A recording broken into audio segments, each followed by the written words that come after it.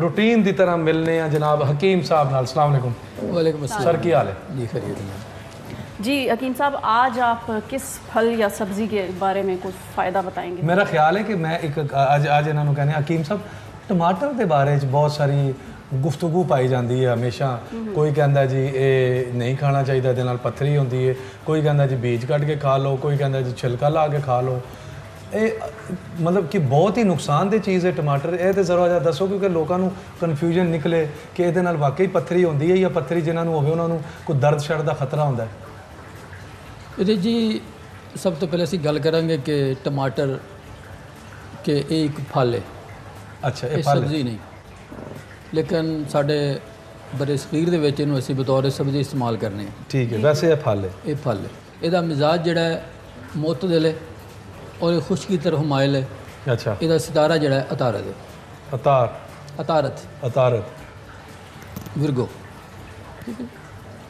तो ये ऐसा फल है जिहड़ा साडे बहुत सारे डिशां नूं मज़ीद लज्जत और मज़ेदार भी बनाता है। बिल्कुल, क्योंकि कोई हांडी टमाटर तो बगैर टोमैटो कैचअप, हाँ दो तुसीं पिज़्ज़ा खांदे हो, तुसीं बर्गर खांदे हो, तुसीं कोई भी जिहड़ी फास्ट फूड है दोबाला कर देती है। मतलब ਉਹਦੀ एक बुनियादी ज़रूरत भावें है। हांडी पके या भावें कोई और चीज़ तुसीं खाओ, एक कैचअप नाल जरूर होंदा है। कैचअप नाल जरूर होंदा है, ठीक है।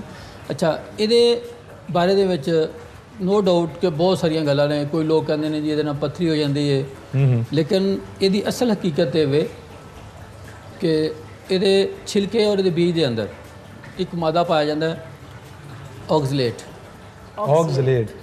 जिहड़ा कि ऐसे लोग जिन्हां दे गुरदियां दे अंदर यूरिया बनन दा, यूरिक एसिड बनन दा ज़्यादा ट्रेंड है।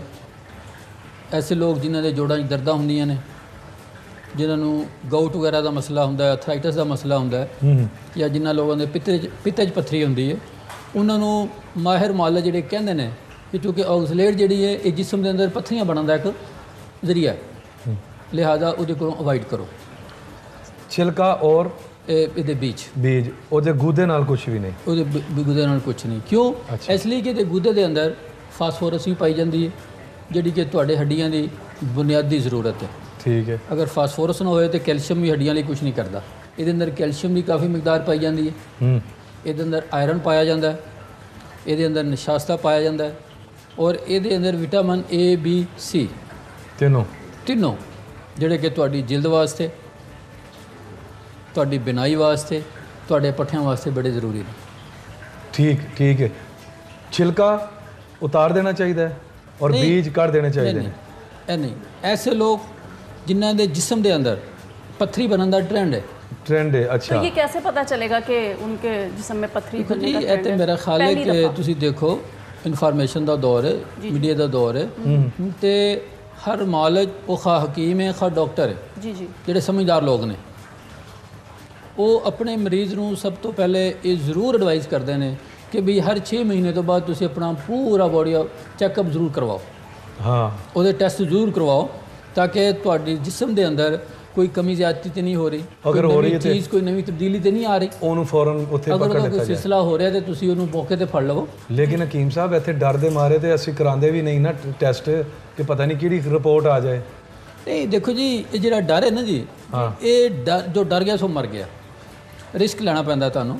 अच्छा, ਉਹਦਾ एक बड़ा सादा जिहा हल है कि तुहानूं अगर पता चल गया तो तुसी ਉਹਦਾ कोई हल कर लवोगे।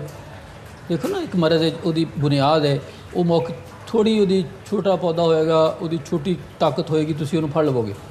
पर खुदा न खास्ता कोई बीमारी, कोई मसला अगर वो मजबूत हो जाता है तो फिर उसका हल ही कोई नहीं होएगा। ठीक है ना जी। अच्छा, टमाटर ते आने हैं जी। टमाटर जिहड़ा है इनू असीं बतौर सब्जी सालन दे विच इस्तेमाल करने हैं। ठीक है। इहदियां चटनियां बनाईयां जांदियां ने। अच्छा, इहदियां कैचअप सॉस, टमाटो कैचअप वगैरह। अच्छा, जो कैचअप होंदे ने इहदे छिलका और बीज नहीं होंदे? नहीं, उहदे च मुख्तलिफ है ने। कुछ कंपनियां अजकल जिहड़ियां वो इहदे तो फ्री कर रही ने। अच्छा। मार्केट तुसीं देख रहे हो, लिखिया होंदा उन्होंने बकायदा अपनी मार्केट नूं ज़्यादा करने वास्ते कि जी ये छिलके और बीज तो इलावा ने। लेकिन वो होंदे ने? नहीं भी होंदे। हाँ जी, क्योंकि छिलका ओहदा वाह छिलका जिहड़ा हजम ही नहीं होंदा जी।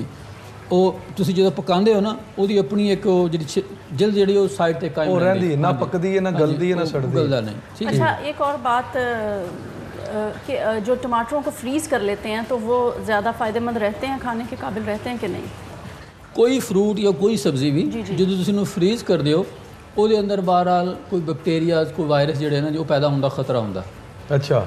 ਕਿਉਂਕਿ ਤੁਹਾਨੂੰ ਪਤਾ ਕਿ ਅੱਜ ਕੱਲ੍ਹ ਤੇ ਮਾਈਕਰੋਬਾਇਓਲੋਜੀ ਜਿਹੜੀ ਹੈ ਉਹ ਕੁਝ ਐਸੀਆਂ ਚੀਜ਼ਾਂ ਖੁਰਦਬੀਨ ਜਿਹੜੀਆਂ ਨੇ ਉਹ ਇਸ ਚੀਜ਼ ਨੂੰ ਪ੍ਰੂਵ ਕਰ ਚੁੱਕੀਆਂ ਨੇ ਕਿ ਕੁਝ ਐਸੇ ਬੈਕਟੀਰੀਆਜ਼ ਹੈ ਨੇ ਕਿ ਜਿਹੜੇ ਕਿਤੇ ਨਾ ਕਿਤੇ ਜ਼ਿੰਦਾ ਰਹਿ ਜਾਂਦੇ ਨੇ ਫਰੀਜ਼ ਕਰਨ ਨਾਲ। ਜੀ, ਇਸ ਲਈ ਫਰੀਜ਼ ਦੀ ਬਜਾਏ ਬਿਹਤਰ ਹਾਲਤ ਇਹੀ ਹੈ ਕਿ ਤੁਸੀਂ ਉਹਨੂੰ ਆਪਣੀ ਓਰੀਜਨਲ ਹਾਲਤ ਦੇ ਵਿੱਚ ਲਵੋ, ਤਾਜ਼ਾ ਸ਼ਕਲ 'ਚ ਲਵੋ, ਉਹ ਤੁਹਾਡੇ ਲਈ ਜ਼ਿਆਦਾ ਬਿਹਤਰ ਹੈ।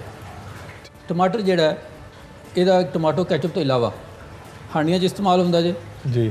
ਅੱਛਾ, ਬੈਂਗਣ ਜਿਹੜੇ ਨੇ ਉਹਨਾਂ ਦੇ ਅੰਦਰ ਇੱਕ ਖਾਸ ਕਿਸਮ ਦਾ ਕੀਮਿਆਈ ਮਾਦਾ ਪਾਇਆ ਜਾਂਦਾ ਜਿਹੜਾ ਕਿ ਜਿਗਰ ਵਗੈਰਾ ਨੂੰ ਨੁਕਸਾਨ ਜ਼ਿਆਦਾ ਦਿੰਦਾ ਹੈ। ਅਗਰ ਉਹਦੇ ਤੁਸੀਂ ਟਮਾਟਰ ਨੂੰ ਥੋੜ੍ਹਾ ਜਿਹਾ ਜ਼ਿਆਦਾ ਇਸਤੇਮਾਲ ਕਰ ਲਵੋ ਔਰ ਉਹਦੇ ਨਾਲ ਇਹ ਹੁੰਦਾ ਕਿ ਟਮਾਟਰ ਉਹਦੇ ਉਸ ਚੀਜ਼ ਨੂੰ ਮੈਨੂਅਲ ਕਰ ਦਿੰਦਾ। ਅੱਛਾ, ਜਦੋਂ ਵੀ ਤੁਸੀਂ ਜਿਨ੍ਹਾਂ ਨੂੰ ਬੈਂਗਣ ਖਾਣ ਦਾ ਸ਼ੌਕ ਹੈ ਔਰ ਸਪੈਸ਼ਲੀ ਕਾਲਾ ਬੈਂਗਣ ਸੁਣਿਆ ਜ਼ਿਆਦਾ ਨੁਕਸਾਨ ਦਿੰਦਾ ਜੀ। ਕਾਲਾ, ਚਿੱਟਾ ਬੈਂਗਣ ਨੁਕਸਾਨ ਨਹੀਂ ਦਿੰਦਾ। ਉਹ ਚੂੰਕਿ ਉਹਦੇ ਬਾਅਦ ਆਇਆ ਹੈ ਨਾ ਉਹਨੂੰ, ਉਹ ਬਾਅਦ ਕਿਸੇ ਦਿਨ ਕਾਲੇ ਔਰ ਚਿੱਟੇ ਬੈਂਗਣ ਦੀ ਵੀ ਗੱਲ ਕਰਾਂਗੇ। ਬੈਂਗਣ ਦੇ ਵਿੱਚ ਜਿਹੜੀ ਅਜਜ਼ਾ ਪਾਏ ਜਾਂਦੇ ਨੇ ਜਿਗਰ ਨੂੰ ਡੈਮੇਜ ਕਰਨ ਵਾਲੇ, ਉਹਦੇ 'ਚ ਟਮਾਟਰ ਅਗਰ ਉਸੇ ਮਿਕਦਾਰ 'ਚ ਇਕੱਠੇ ਪਕਾ ਲਿੱਤੇ ਜਾਣ ਜਾਂ ਜ਼ਿਆਦਾ ਪਾ ਲਿੱਤੇ ਜਾਣ ਤੇ ਉਹ ਉਹਦੀ ਉਸ ਤਾਕਤ ਨੂੰ ਘੱਟ ਕਰ ਦਿੰਦਾ। ਜਿਹੜਾ ਬੈਂਗਣ ਦੇ ਉਹਦੇ ਨੁਕਸਾਨ ਦੇ ਅਜਜ਼ਾ ਘਟ ਜਾਂਦੇ ਨੇ ਟਮਾਟਰ ਦੇ ਪਾਣ ਨਾਲ। ਬਿਲਕੁਲ। ਅੱਛਾ, ਟਮਾਟਰ ਦੀ ਅਗਰ ਤੁਸੀਂ ਕਦੇ ਆਪਣਾ ਚਟਨੀ ਬਣਾ ਕੇ ਖਾਓ, ਜਿਸ ਤਰ੍ਹਾਂ ਪਿਆਜ਼, ਟਮਾਟਰ, ਲਸਣ, ਪੁਦੀਨਾ, ਸਬਜ਼ ਮਿਰਚ, ਤੇ ਇਹ ਇੰਤਹਾਈ ਮਜ਼ੇਦਾਰ ਹੁੰਦੀ ਔਰ ਜਿਸਮ ਵਾਸਤੇ ਮੁਫੀਦ ਵੀ ਬੜੀ ਹੁੰਦੀ।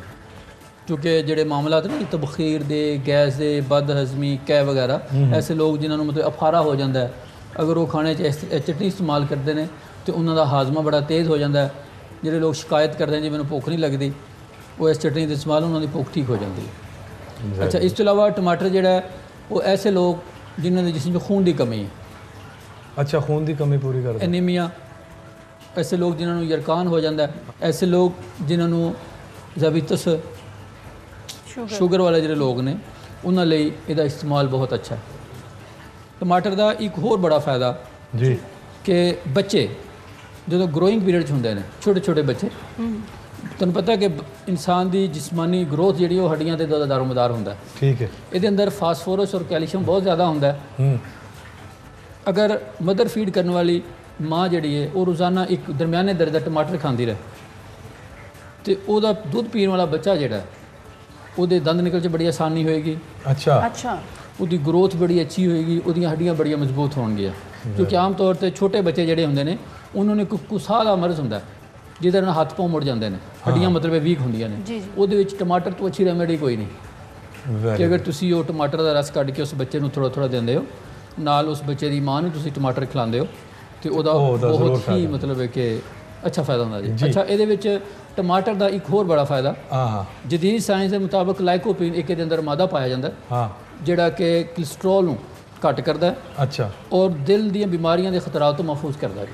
ਟਮਾਟਰ ਦੇ ਵਿੱਚ ਪਾਇਆ ਜਾਂਦਾ, ਟਮਾਟਰ ਦੇ ਅੰਦਰ ਪਾਇਆ ਜਾਂਦਾ। ਤੇ ਲਿਹਾਜ਼ਾ ਜੀ ਟਮਾਟਰ ਨੂੰ ਬਿਹਤਰ ਹੈ ਕਿ ਛਿਲਕਾ ਔਰ ਬੀਜ ਕੱਢ ਕੇ ਤੇ ਖਾਇਆ ਜਾਏ। ਔਰ ਜਿਹੜਾ ਉਹਦਾ ਜੂਸ ਮਿਲਦਾ ਹੈ, ਸੂਪ ਜੂਸ ਹੁੰਦਾ, ਜੂਸ ਗੋਰੇ ਬਹੁਤ ਪੀਂਦੇ ਨੇ, ਉਹ ਵੀ ਬਿਹਤਰ ਹੈ। ਤੁਸੀਂ ਵੇਖ ਲਓ ਨਾ, ਗੋਰਿਆਂ ਦਾ ਰੰਗ ਵੀ ਗੋਰੇ ਨੇ ਜੀ, ਇਸ ਲਈ ਜੀ ਟਮਾਟਰ ਦਾ ਜੂਸ, ਟਮਾਟਰ ਖਾਣ ਵਾਲੇ ਲੋਕ ਜਿਹੜੇ ਨੇ ਉਹ ਟਮਾਟਰ ਵਰਗੇ ਲਾਲ ਹੋ ਜਾਂਦੇ ਨੇ। ਬੜੀ ਮਿਹਰਬਾਨੀ ਜਨਾਬ, ਜ਼ਬਰਦਸਤ ਟਮਾਟਰ ਦੇ ਬਾਰੇ 'ਚ ਪਤਾ ਲੱਗਿਆ।